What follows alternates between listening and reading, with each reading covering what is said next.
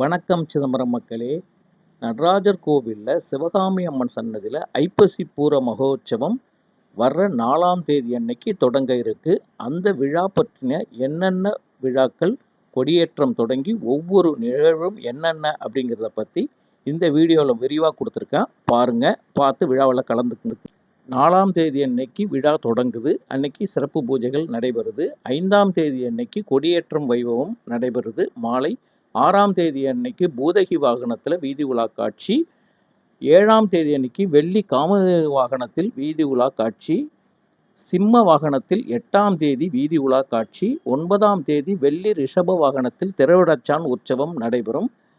10ஆம் தேதி அன்னைக்கு அன்னபட்சி வாகனத்தில் வீதி உலா காட்சி நடைபெறும். 11ஆம் தேதி கைலாச வாகனத்தில் வீதி உலா காட்சி நடைபெறும். 12ஆம் தேதி வெட்டுங்குதிரை வாகனத்தில் வீதி உலா காட்சி நடைபெறும். 13ஆம் தேதி லட்சார்ச்சனை நடைபெறும்.